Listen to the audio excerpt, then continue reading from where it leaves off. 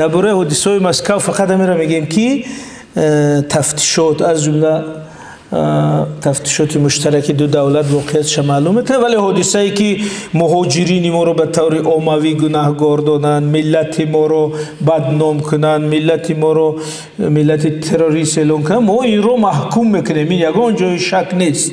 ولی درباره همین حادثه همین سوال در ذهنی هم با وجود اومده، در اینترنت هم مینویسه که آیا تاجیک میتواند تروریست باشد؟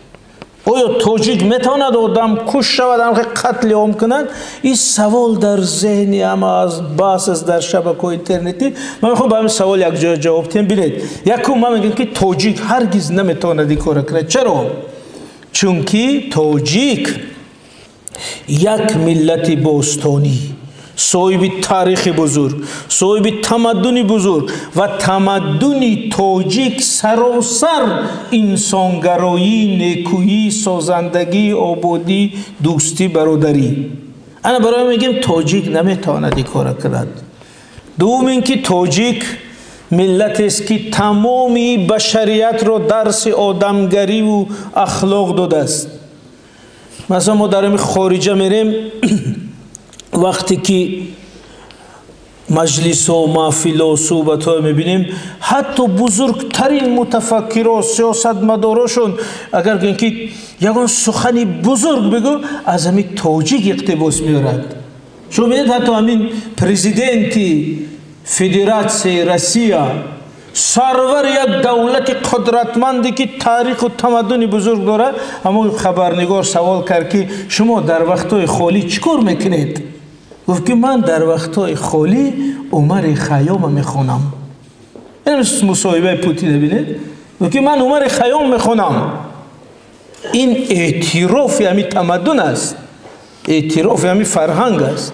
بنابراین تاجیک صاحب همین تمدن، صاحب همین سطح، اون نمیتونه تروریست باشد.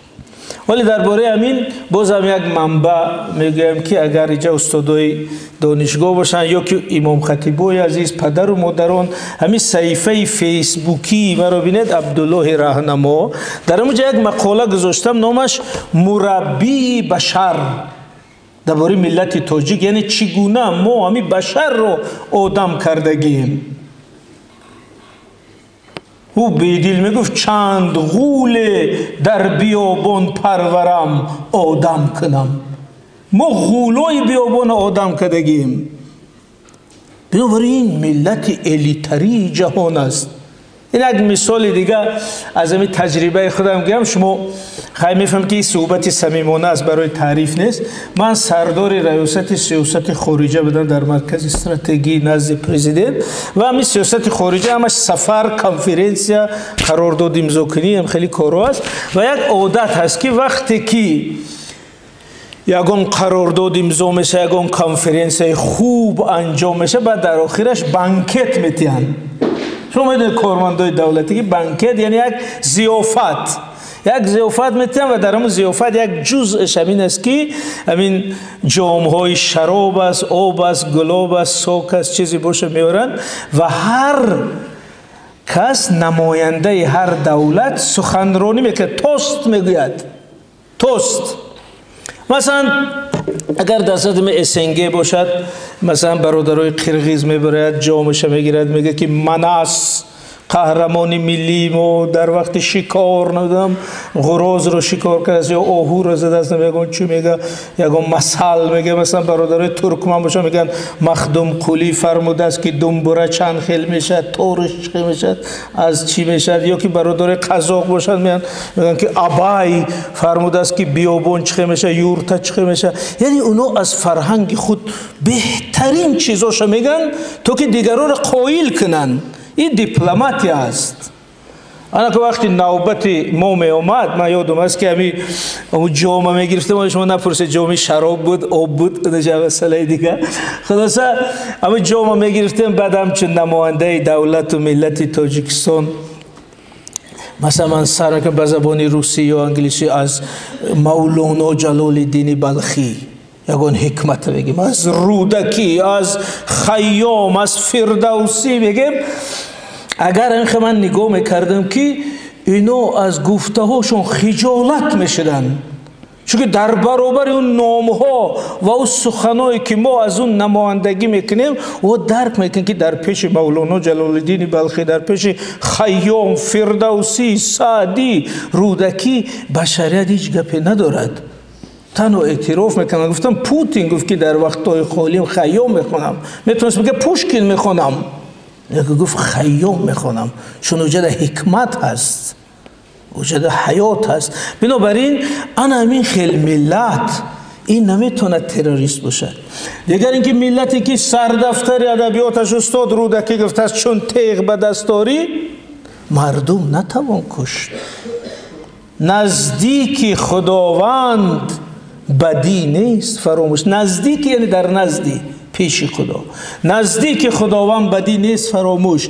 انگوشت نبیم جش دقت کنه، انگوشت مزن رنج، انگوشت مکن رنج به در کوفتن کس. یعنی حتی دری کسی رو سخت کوفتن ممکن نیست. این فرهنگ تاجیک، این تربیه تاجیک، این معرفت تاجیک چی گفت؟ انگوشت مکن رنج به در کوفتن کس. تو کس نکند مونت باشد. و وقتی خصوصا درباره محبت گپ زده شده باشد خوبه. خب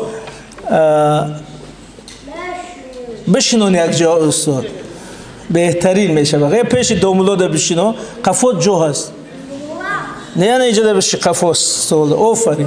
خب فقط خب میشینیم. خب ببینید چی میگفتیم. امی استاد رودکی گفتن انگوشت مکن رنج به در کوفتن کس، یعنی که حتی کوفتن دری کسی رو سخت ممکن نیست. این فرهنگی ما. یا فردوسی ابر قدرت فرهنگی ما گفت میازار موری که دانه کش است. بینید شما می فردوسی داستان‌های جنگ رستم و سهراب و افراسیاب و اینا رو نوشته. ما در تصورمون که یگان آدمی همه حربی بسیار قدرتمند غضبناک بوده، نه، این قدر دلی بزرگ داشته است. میگه که میازار موری که دانه کش است، که جان دارد و جان شیرین خوش است. یعنی مورچه که رفته شده است، یک دانه کشیده شده است، همون را آزار دادن ممکن است در فرهنگ ما. این مادرای عزیز شاید امیر تصدیق کنند. من یادم است که اگر ما در کودکیمون یگان مورچه را می جقیدیم، مادرمون گوشمون می کشید. همین هست؟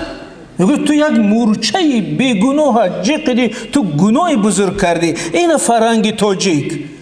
مورچه رو کشتنش ممکن نیست. برای همین تاجیک هرگز نمیتونه تروریست باشد. انا از همین نظر ما میگیم که نه، تاجیک امکان نداره خودش ترک کنه 100 کس کشه، امکان نداره که مردم پروند. انا کن باز در این زمان میگه این جواب این که تاجیک میتوند یا نه. انا با ما میگم که بله تاجیک میتواند همین کار کند. در چه حالت؟ در حالتی که امو تاجیک از تاجیک بودنش بیرون شده باشد، در حالتی که فرهنگ او رو تغییر کردن، مغزش ششته باشند، در حالتی که در معینه او، در مغز او، در کله او بجای چون تیغ به دستاری مردم نتوان کشت، مونده که تیغ رو بگیر سری توریستا رو در دنغره بور، این ایره در سرش مونده است. بجای اینکه در سری وی میازار موری که دانه کش است بود، در سری وی مانده است که رو خود را ترک کن. انا برای که وقتی که مغز شویی میشد، وقتی که از محیط معنوی و اخلاقی ملی بیرون میشد، وقتی که دیگه در ارزش‌های بیگانه رفته است، در ایدئولوژی بیگانه رفته است، تربیه او در دست او شده است، عقل او در دست او شده است، انا او میتواند کرده. انا برای همین در همین سخنرانی و این روزا ما در جنبه سالی میگیم که بزرگترین مهمترین راه پیشگیری این حادثه ها این گرایشان همین قوی بودن فرهنگ ملی ماست. فرهنگ ملی تاجیکی، اخلاق تاجیکی، معرفت تاجیکی، مذهب حنفی، این بزرگترین سپر در برابر همین افراطگرایی است. از همی که بیرون شد او میشه افراطگرا. او در پاسپورتش تاجیک نوشته است، ازبک نوشته است، روس نوشته است، دیگه فرق نداره، او یک نام داره، تروریست. همین معنای سخنی مشهوری پرزیدنت جمهوری تاجیکستان که گفتن که تروریست ملت، وطن، مذهب ندارد. چرا ندارد؟ شما که در پاسپورتش نوشته که تاجیکستان، ملت تاجیک. اما چرا ندارد؟ چون که وی از همی اخلاقی بزرگی تاجیکی بیرون، از او تربیت پدر و مادر تاجیک بیرون شده است. در مغز او بجای ارزش‌های بلند تاجیکی، بجای رودکی و فردوسی و سعدی انسان پرور، تروریسم مانده شده است. در مغز او بجای مذهب انسانگرای حنفی که همه نیکی و تحمل و سازندگی است، بجای او گذاشتن خشونت، دهشت، کشتار. انا او وقت میتواند. بنابراین میگم تاجیک هیچ وقت تروریست بودن نمیتواند. اگر او انمو تاجیکی درست با ارزش و تربیه و معرفت و ناموسای تاجیکی باشد، تاجیک میتواند کار کند. اگر او را مغزش را شسته از همین حالت ملت بیرون کنند. بنابراین معنای همین که تروریست ملت ندارد همین، یعنی او به ارزش‌های ملی خود اول خیانت که اول همین مذهب و ملت ما را انکار کرد است که بعد رفته است به او راه.